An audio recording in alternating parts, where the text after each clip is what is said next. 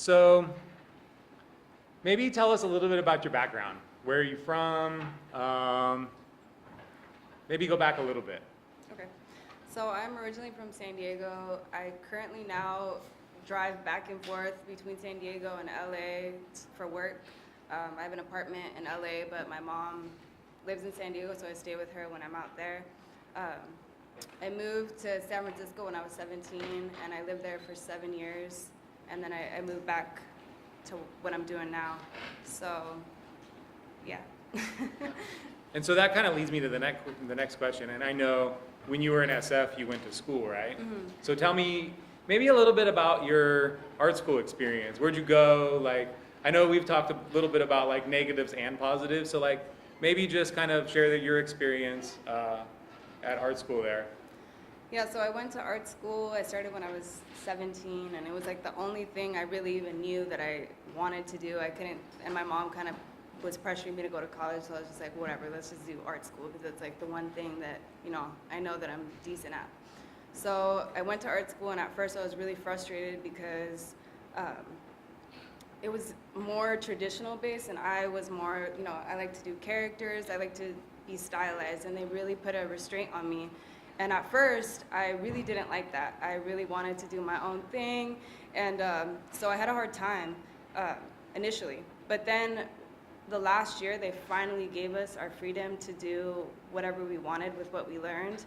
And that year is like when I learned like why they did that. Like I learned so much about just shading and proportions, and I was able to play a lot more with what I wanted, my world that I wanted to create. It was easier to create, it turned out better, and so it all made sense. But I think art school, I think it has its pros and cons. Like I loved it because it taught me all that traditional things that honestly I probably would have never gone out on my own and learned it, like figure drawing, proportions. Like I said, I like to create characters in my own world. So those are things that I feel like in the end did actually make me a stronger artist.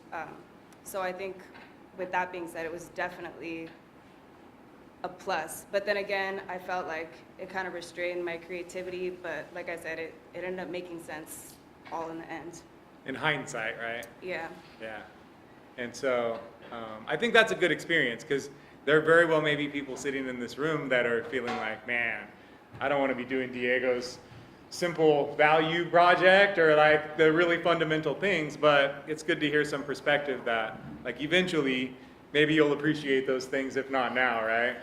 Yeah. Yeah. Yeah, I was definitely able to, like now I use a lot of shading in my work and stuff, and that's all like from art school. Like I really learned like really good techniques as far as like where to place the highlights and shadows. And a lot of people that, you know, were self-taught, which is totally fine too, but a lot of people that are self-taught, I feel like they have like a harder time knowing where those things go, where I learned that. So it's just, you know, second nature to me. Yeah. And I was fortunate enough to get to see her paint a mural inside of the gallery that you guys will see when you go over there. And it was really cool to see that. Like you definitely like structured the head and the face, and I saw a lot of those fundamentals, even though you were doing a big mural on a wall. So it's cool to see. Yeah. Definitely a part of your process. Yeah, I think with anything you want to do, like all those fundamentals like really do play a role, and they do come in somewhere, even though you may not think that they do now, but they will.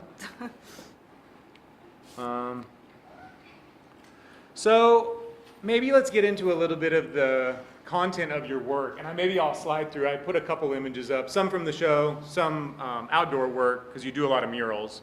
But I'll just read from my question that I have. There's a lot I see, or there is a lot of Mexican folk or Chicano kind of connections in your work. Can you talk a little bit about those like influences maybe and why they're there? Yeah. For obvious reasons, obviously, but more so.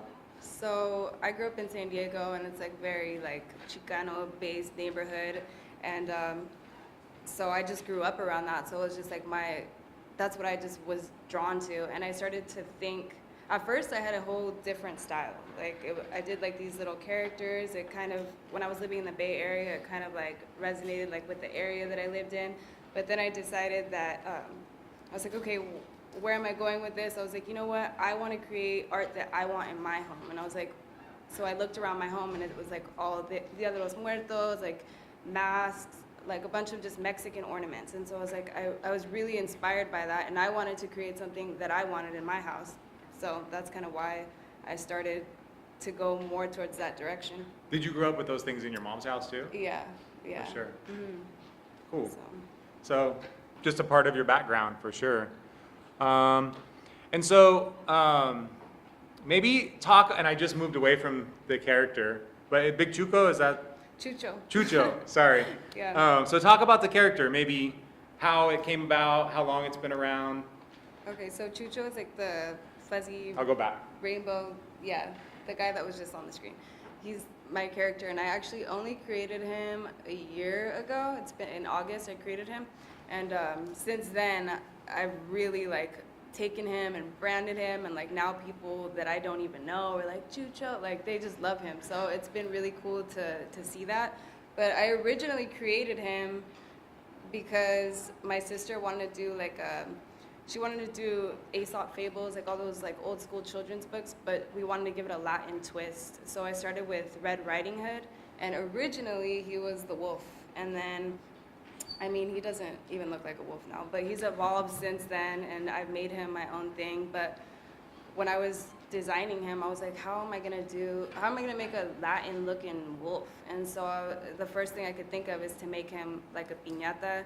So that's kind of his background. Like he's supposed to be a piñata, and he has a girlfriend that is also a piñata that I paint a lot with him, so everybody kind of puts it together, because it's, some people know right away and some people have no idea. So I mean, a lot of people just are curious because they're like, what is that? Like they don't know, so it bothers them. But it's nothing, it's just my own imagination. It's not supposed to be anything specific.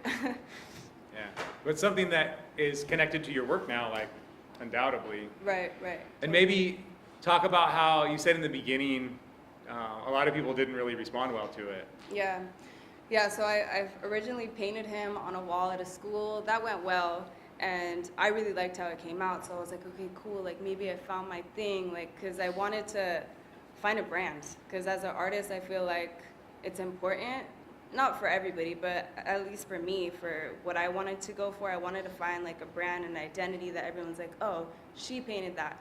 So when I painted him, I was really excited. So I was like, I gotta do something with this. So I painted at the school, all went good, and then I ended up, there was a little radio shop, and at this time I was literally just painting everywhere for free just to get my work out there. I just wanted him everywhere, so I was like just asking businesses, can I paint? So this radio shop traded me to fix my cracked screen on my phone to paint the mural, and halfway through they stopped me and they were like, we don't like it, like you gotta go. And so Here's your phone back. Yeah, and so I was so hurt and sad, like, because they didn't even let me finish it. But I didn't let that like affect me too much. I was like, whatever, like screw them. I was like, I'm gonna go on and I'm gonna find the next business. And so I did, and then I just kept, I don't even know if anyone liked him, but I think it's almost like a advertising tactic, like to do something so many times, like you have to like him. Like I don't want to give people a choice, so I just kept doing him over and over and over again, and now people like, you know, they recognize him, like they know his name, so it grew on him. Yeah, so it worked out. So that's cool. Yeah. Talk about Frida a little bit. I see a lot of Frida influences in your work, and obviously you told us that kind of came from your background, but can you elaborate on some of that influence and maybe some of the personal connection? Yeah, I really love Frida's work. I know it's done a lot, but I just really connect with her just as a woman artist, especially like in her time and stuff. I feel like it kind of resonates with me, like going out and doing like murals with spray paint. Like there's not a lot of women doing it, so I just I don't know, I really connect with Frida. I connect with her work, and it all came from like a really sad place. And I think my work actually, that's where it started too. Like at first it wasn't even like after I left art school, I had given up the idea that I was gonna be an artist. I was like, I'm not gonna ever make money with this. I was like really down on myself for a long time, and I went a whole different route. And then I started going through like a really big depression, and I just, to get through my depression, I would just sit down every night and just paint and paint and paint and paint, and then I would just find myself rushing home from work so I can get home and finish my painting. And so I realized, I was like, what am I doing? Like, why am I not doing this? Like, this is what I need to be doing. So it just came from a dark place, and it wasn't ever supposed to even be what it is, like a career or anything like that, but I just knew like that was the one thing that was making me happy. So I just pushed it until I made it happen. Like, I just knew I didn't have another option for myself, because I knew that it was always going to be like that. I was going to be balancing a job and balancing my passion. I was like, I don't want to do that. I want to just live out my passion. So, Yeah. and that's why I connect with Frida, because I think her art all came from like a really sad place, Yeah. Yeah, so you had your own kind of personal depression and connection to some of those Right. ideas. Right. And she does, and she expresses suffering through her work like so Mm-hmm. vividly. And I will say this, because you said how a lot of people remake it. I feel like your interpretations of Frida's works are really unique too. thank And you. you guys will see a little bit of that in the show in the gallery as well. And then I think the one thing I wanted to elaborate on that a little bit, because as I found your work and I was looking through a lot of your works, I think I made that connection with some of the kind of influences connecting to suffering, not even always just from Frida, but I saw that expression through your work. And most of your characters are positive, but it was almost like kind of an underlying kind of Yeah. like bit of suffering or connection to that idea. And I put that in the press release if you guys read it at all, but I felt like there's almost a connection to contemporary things and connections to Latino culture in a lot of ways. Maybe connections to politics, but also other things as well. Would you? Yeah, definitely. And I think that's why, like, with Chucho, him being a piñata, like, what I read, maybe I'm totally wrong, but piñatas, like, originally were supposed to be, like, to, when you break them, the seeds come out, and it's, like, for the garden. And so I just thought that that was really cool, that, like, something that is meant to be broken actually, like, brings growth. And so I think that's kind of why I kept painting him, because I felt like, I don't know, I just really connected with that idea, so. Yeah. Yeah. A metaphor of growth, and then you're also like continuing to grow your brand or your work from that idea too. It's a For cool sure. idea. Nice. You started to touch on this, but I think it's worth revisiting. I think especially for art students. So I wanted to take a picture of the back of your car, because you have like your contact info. You say that you do murals, you do illustrations. Like, you hustle. You work really hard to make a living at your passion, Right. so that you could quit your day job and focus on it. Can you maybe just elaborate on that? Yeah. So originally I was teaching and I was painting on the side, and I was making a little bit of extra money, but not too much. Like, I wasn't gonna be able to pay my bills. But one day I was just, I think something happened. They made me scrub the floor, and I had like, my car was gonna get towed, and I was like, please let me leave. And they were just like, no, like, you gotta stay and scrub the floor. And I was like, you know what? This. And so like I quit, and I was like, you know what, I'm gonna do my art. Like, there's no way, like. And so at first I was driving Lyft. I don't know if you guys know, like, the taxi service. So it kind of made me feel a little bit better, like, if anything I could fall on this. But I ended up crashing my car, which was like a blessing in disguise, because then I was like, fuck, like, I can't do anything. Like, I have to make it happen, or I just have to go back to scrubbing like the floor. And so at first I was doing a lot of brush work, like with canvases and stuff, and not to say that you can't make a living with that, of course you can, but for me, I was like, how am I gonna take this to the next step? Like, how am I gonna make more money with this? And so I was like, I wanna paint murals, I wanna learn how to spray paint, because I knew it was just gonna be faster. And so I just got some wood panels in my backyard and started just practicing, and oh my God, it was so hard. I was like, there's no way I'm ever gonna learn this. But I just kept, like, for hours, just working on the same little piece. Like, I learned later that it was because it was so small that it was so hard. Like, the bigger you go, the easier it is with spray paint. So I was like, ugh. But I just kept doing it, and then I started finally asking businesses, hey, like, could I paint your wall? And that's how it all started. And then, so I had a little bit of confidence that I could make it happen, like with the murals, because I knew there was like bigger money in it. And like, even though it seems intimidating, like a big wall, but honestly, it takes me longer to do like a little canvas than to do a massive mural, because it's just like your whole body. I don't know, it's just a different technique. But yeah, so I was like determined to do murals, and so I started to do that. And then once I quit my job, I was obviously painting a lot on my little acrylic canvases, and I was doing a lot of marketing on Instagram. Like, that was how I was making money. Just like, I was really trying to brand myself. I was painting like Instagram famous people just so I would get more like people to come to my site. Like, it was like I was trying to break it down as much as I could to try to bring as much traffic to me as possible.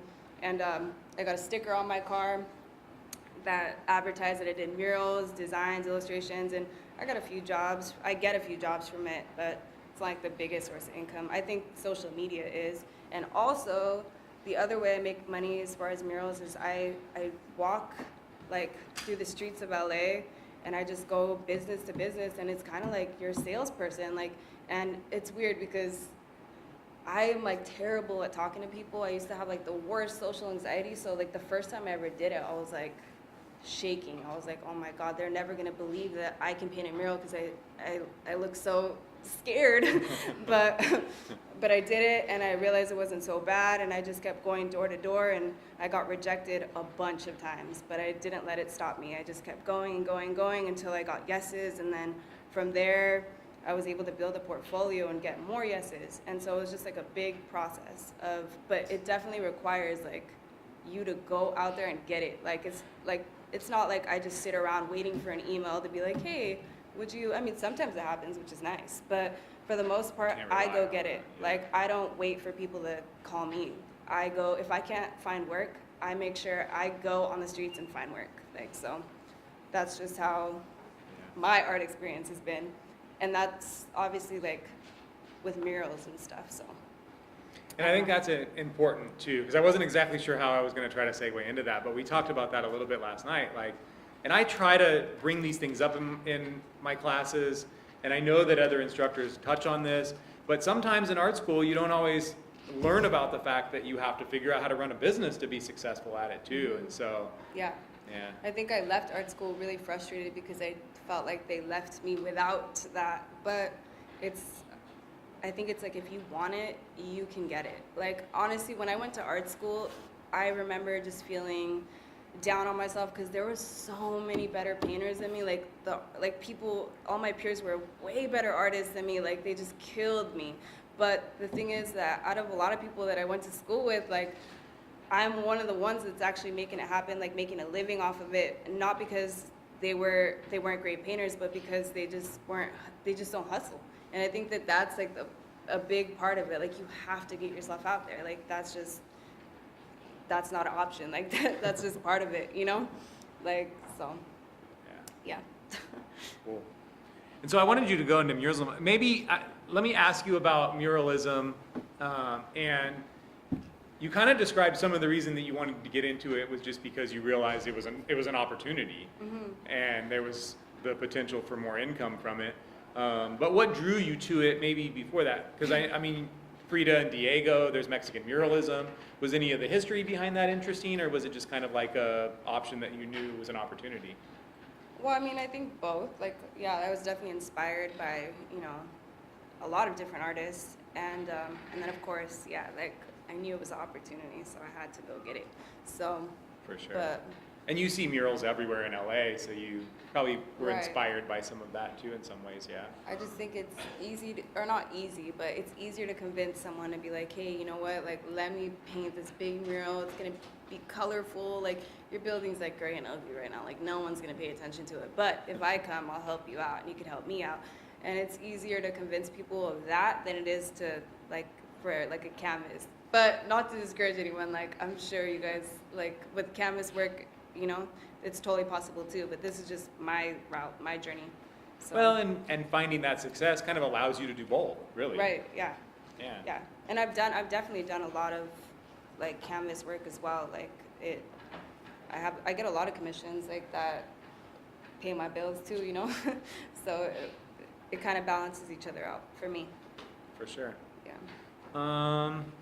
That really kind of touches on most of the questions that I had for you. Is there anything that you felt like I left out in that story at all?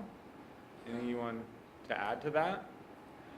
I mean, It's okay if you say. not really, unless if anyone has any questions. Yeah, that's what I was going to say. I know that there will be some questions. Sure. So how long did it take you to be in that level where you can make this money? How many years did it take? So, and I'll usually repeat them. So, question was, how long did it take you to start making income or making a living? I think it was when I made the decision to leave my job and actually just fully dive into what I was doing, because like I said, I was making a little bit of money here and there, but it wasn't until I was almost like put into a position that forced me to, it's either, you know, you have to do it or you're not going to pay your bills this month. So after that happened, it really pushed me to do that. But, you know, I think it's different with everybody, but I think, I mean, as far as like time, that like painting, like I went to art school and then I graduated in 2012, and then I didn't even do art for a good minute. I was just painting here and there, but I was busy like working other jobs, and so I mean, since I've taken my art like 100% serious, it's probably been like 4 years, and I'm making a living. So, yeah. My back? How old were you when you decided to start taking your art like serious? You don't have to. Well, I mean, I think I made the first step going to art school, and then I got, like, when I was 17, I started, and then I got discouraged. And like I said, I went through a really big depression, and it was like what really like made me do it like to the fullest. And I was around, I think 23 when that happened. Yeah. What would you say is Oh, sorry. What would you say is your largest mural you've ever constructed?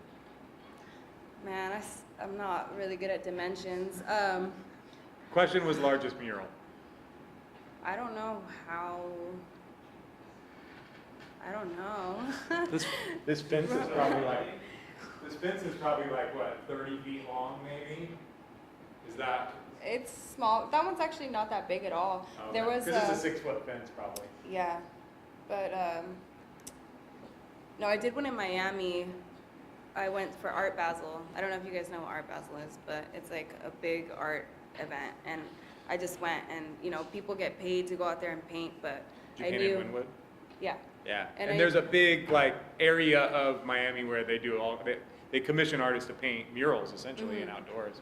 Yeah, and so they didn't ask me to do that, but I went, and I was like, you know what, I'm gonna paint a mural, and I'm gonna be part of this, and so I did that, and I just found, I called a bunch of numbers, I was like, hey, can I paint your building? So I just went, and it was a massive building.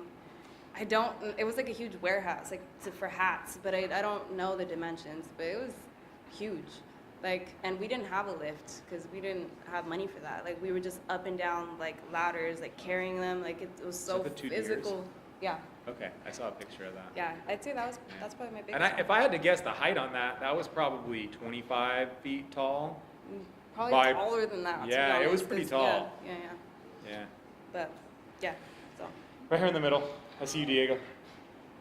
Go ahead. How long did it take you to make any of like spray painting?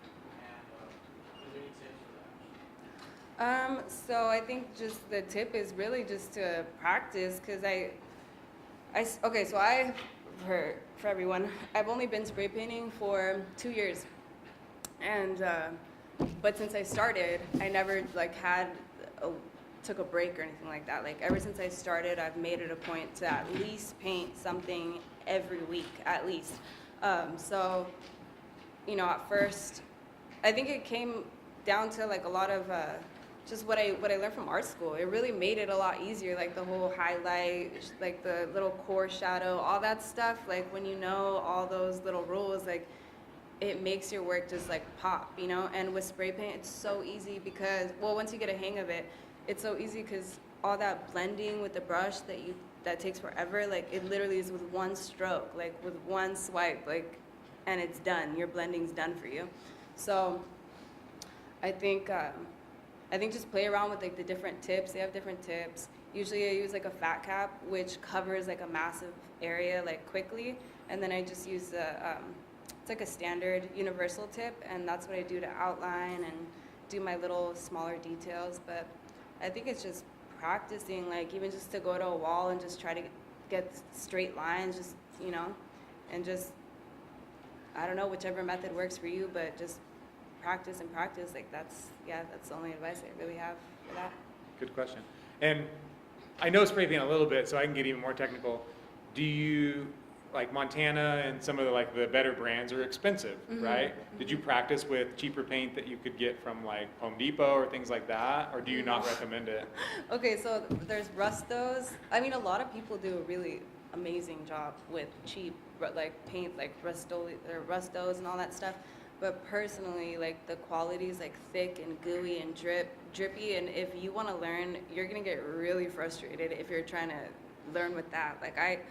Like I said, a lot of people do, so who knows, maybe you'll do it and you'll be amazing. But I personally had a hard time, so I started with Iron Lac. Iron Lac is like a cheaper brand, but it's also, it works just as well, you know, like with the blending and all that stuff. So that's how I started with Iron Lac, and then, yeah.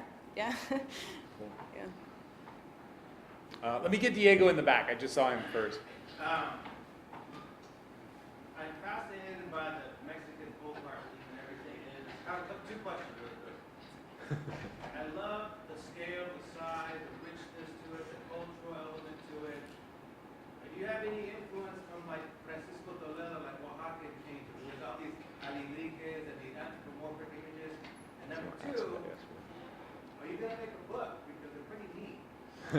Oh, well, thank you. Well, and actually, yes, alebrijes are definitely like a huge inspiration to me. Like, if I don't know what to paint, I'll just like look through them, and then, you know, I'll create my own character. So definitely a huge inspiration to me. And as far as a book, actually, yeah, like I did these little commissions, like these tiny little paintings, and they were all Chucho, my character that I do. Oh, there's a print of those yeah. in the gallery, yeah?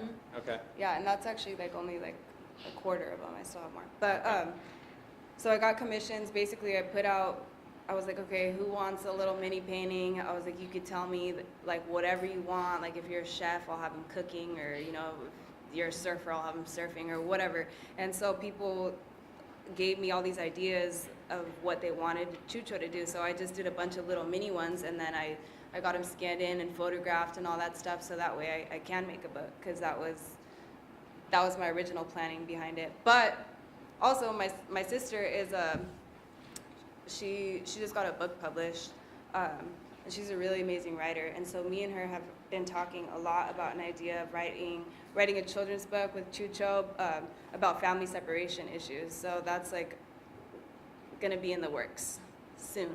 I followed you on Instagram, so I did read about your sister and her book. So Oh, cool. You guys are very talented people. Oh, thank man. you. Pretty- I'm excited. I like the narrative. I mean, I want to read about, I want to see Chucho and his people and the old lady and everybody else come on. I want to see the whole story. I love it. It's fascinating. And I'm excited. Looking forward to seeing the show. Thank you so much. Appreciate it. And the children's book idea is awesome, because I mean, it is kind of whimsical. You could definitely tie it in with some stories, yeah. Yeah. That's awesome.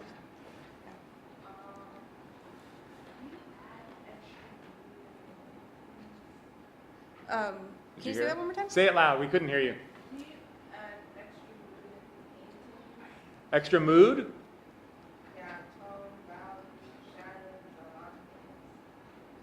Yeah, when I do my paintings, I definitely add, or like I want it to be like a happy vibe. Like that's what people have told me. That's what people have told me, that, you know, when they see my art, it makes them happy. So I definitely push towards that. And as far as shadows and stuff, I definitely tend to, or like try to push that a lot because I think it really adds like that three-dimensional quality when you add your shadows and your highlights and stuff like that. Does that answer your question?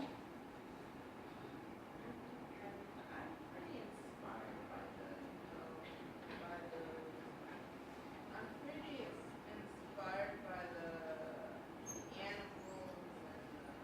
the different colors that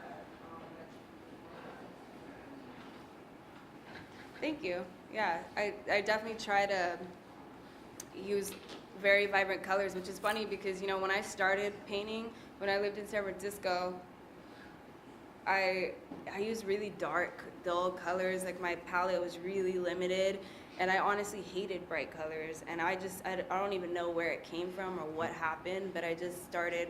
I think it was like starting to use spray paint that really made me like experiment with those bright colors. But originally, like I liked dark. So it's funny how I wish I had pictures of my old stuff because it's totally different. But yeah. Correct. How do you figure out what to charge for a mural? Is it like some flat hourly rate? It's always really complicated, to be honest. I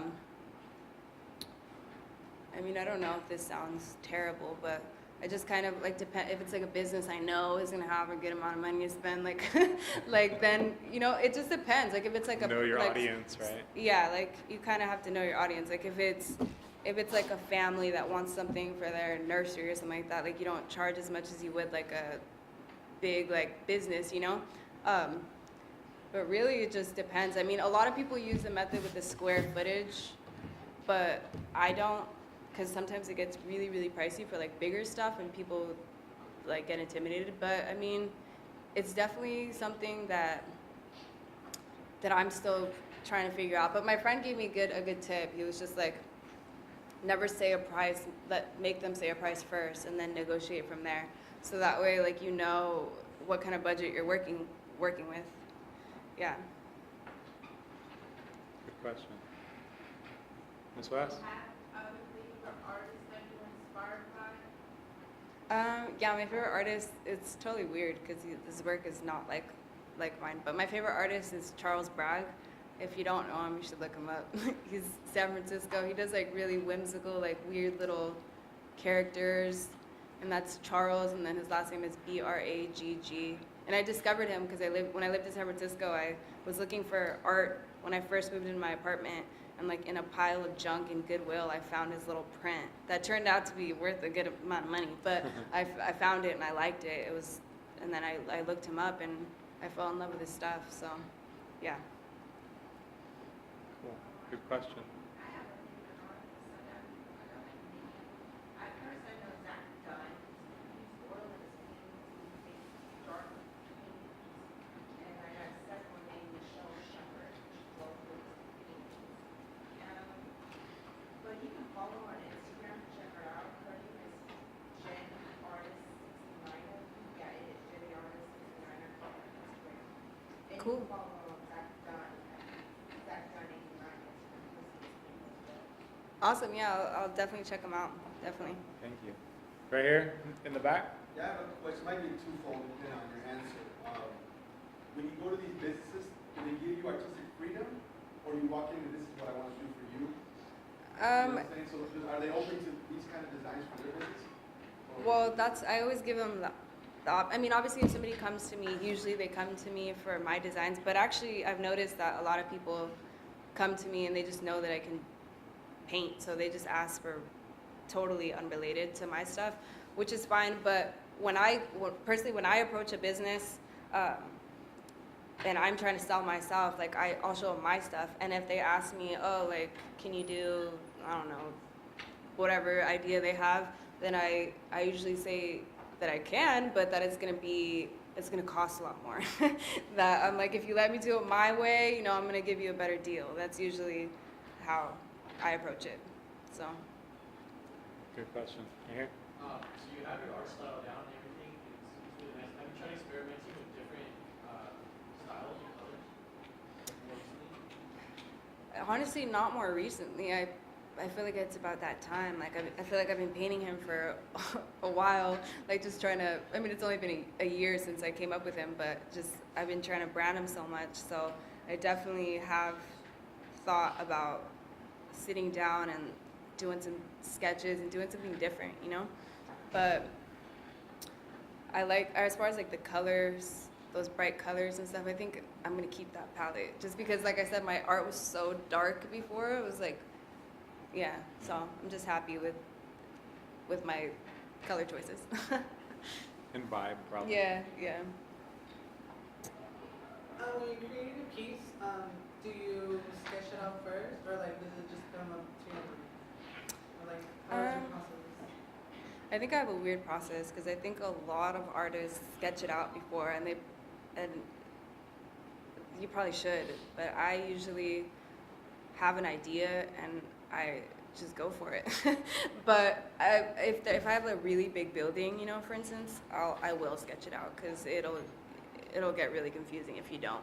But even when I do sketch it out, I always find myself like adding things and, you know, but also if it's a client that wants like a specific thing, then yeah, then I have to give them a sketch most of the time so they know what they're getting, you know? Yeah. Okay. Just looking at a lot of the faces of your characters that you draw, it reminds me a lot of like where the wild things are and things like that. Is that kind of inspiration yours? Because I personally love that the art style and how whimsical monsters are. You know what's funny is that, okay, like if you look up Charles Bragg, he kind of has like that weird little style too. But honestly, I was never thinking where the wild things when I did this, but I get that a lot. A lot of people are like, oh my God, is that like Mexican where the wild things are? Like, but it wasn't my intention. But I did grow up with that book and I used to love that book. So maybe subconsciously or something, but it wasn't a thought out, yeah. All right. Any others? Okay. Oh, there's one more. Oh, How long does it take for you to do your murals?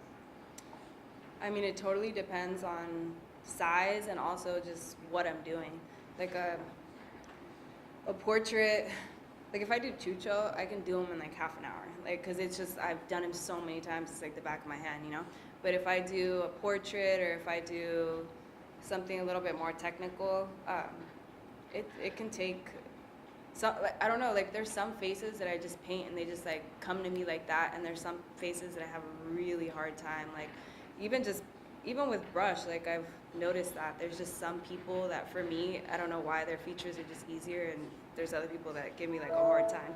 But yeah, I think it depends. I've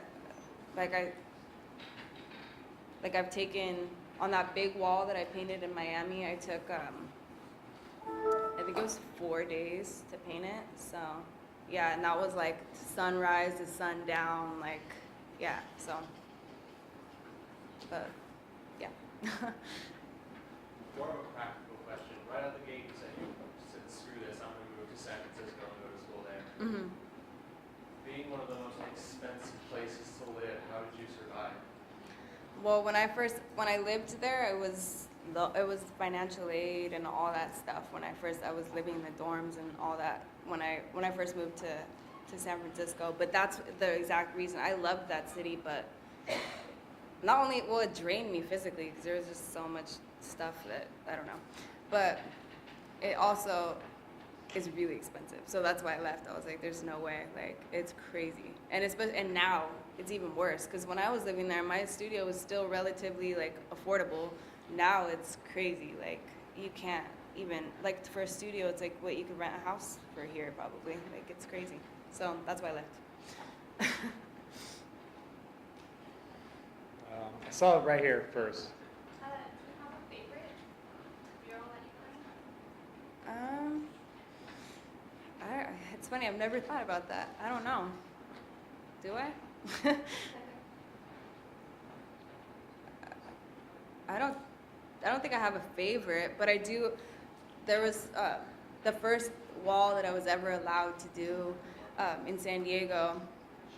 it was a portrait. It was like a blue portrait I did of a lady, and was the first one I ever did, and it's still there to this day. And like the plants have like grown on it, and I don't know. It's just that one's special to me, just because it was the first chance I ever got to do my thing, and it's still there. So, yeah.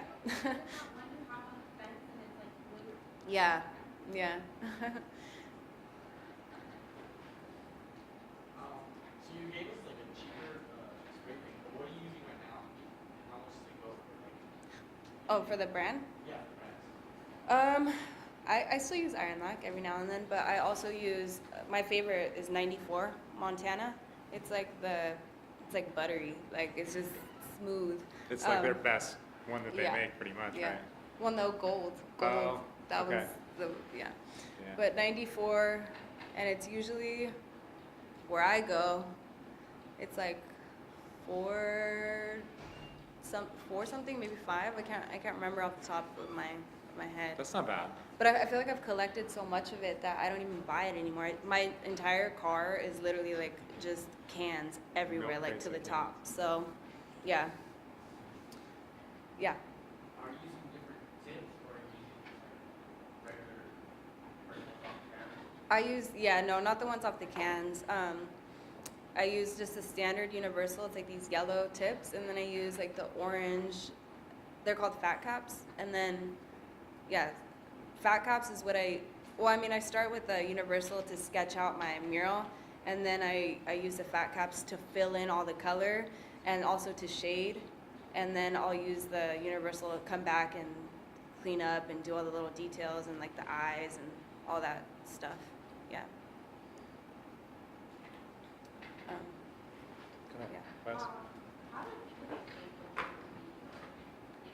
art? Sorry, I couldn't hear you. How do people get paid for graffiti art? Well, like, I don't consider myself a graffiti artist, because I don't, like, graffiti for me is like you write a name, or, also connected with like illegal stuff, which, I mean, there's nothing wrong with that. Cool, go, like, do you. But for me, I'm not a graffiti artist. I do murals, and so I feel like it's different. But there's a lot of people who do get paid to be graffiti artists, but I think it just goes back to the same thing that I said, just like, how determined are you? So like, if you want to get paid for graffiti, you can get paid for graffiti. Like, just you just have to go get it. So. And I was going to say that to answer the question, I mean, in a lot of ways, graffiti writers that get paid for it do a lot of the same things that you do. They go out and Yeah. find people that are willing to pay them to paint on their wall, essentially. Yeah. Yeah. John Boston was a graffiti artist, and some of his graffiti paintings like worth $1 million. Yeah. Yeah. It's crazy what you could do. I mean, I think like with determination, like you could sell anything. You make anything happen. You just gotta go get it. You have to be determined. You have to just chase it and never let like rejection or any of that stop you, because I think that's another huge part of it. Like, you get rejected a lot, and people aren't gonna like your art, and you can't take it personal. You just gotta keep it pushing and just move on to the next. So, yeah. Yeah. How does it make you feel when you're first, like, let's say you're doing a gallery, and like, how does it make you feel when people are going to see your work for the first time, like your new work or whatnot? I don't know. I mean, I used to be really nervous about it, but now I feel like, especially with doing murals, like I used to be the type of person that used to draw something, and I used to like hide it, like make sure I didn't want anyone to see what I was doing. So that's how I used to be. And I even all through art school, I don't even think I posted one painting that I ever did. Like, I think it surprised people when I started doing what I'm doing, because a lot of people didn't even know that I did art, because I used to be so shy about it. But I think, you can't be. Like, if you want to make it a profession, like, you just got to put it out there and just hope for the best, and you can't really worry too much about what people think. Like, you just do it for you. And I think if you do it for you, then good things are going to come. So, yeah. Good perspective. Would you say that you split your time 50-50 between I mean, it's definitely come down to a lot. Now I feel like even more pressure about the promotion, but I'm still trying to balance it so it's less promotion and more art. But yeah, pretty much I'd say that that's what it's come down to, like 50 promotion, 50 art. I wish I could paint more, but I think you run a business, so you have to keep that business afloat. Like, it's not, I don't just get to sit at home and like pray that people just call me, because it doesn't work that way. So I think, yeah, a lot of it is self-promotion, like putting yourself out there. Like, unfortunately, like some people get agents that do that stuff for them, but I don't have that yet, so, but yeah. Expensive too. Yeah, yeah.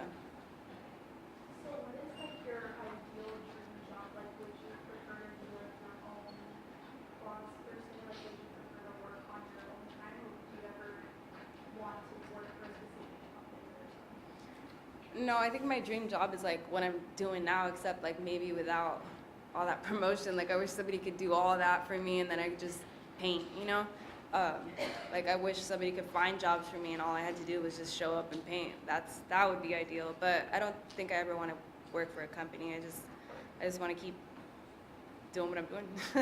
Yeah. Good question.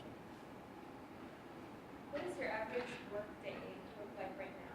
And if you do you work all week or do you fence it off to Mondays and Fridays? Yeah, no, I work all week. I'll take days off every now and then, but for the most part, it's like a 24/7 thing. Like, I'm always, even if I try not to, like, I always just end up going back to, like, oh my gosh, like, I gotta make moves, I gotta figure this out. So, I think I'm just addicted to it. So, my brain doesn't work any other way. But yeah, so typically I'll wake up and I usually have a list of like, okay, like, what are the projects that I'm having to do, like what's number one, what's in the order of of how I have to get things done, and then I just go on that list. And then if I have a day where I wake up and there's like nothing to do and I have no jobs, then that's when I'll walk around and be that salesperson and ask people if they want murals, and I'll email people, I'll apply to grants. Grants is another thing that's really good and valuable. So yeah, I'm always just figuring out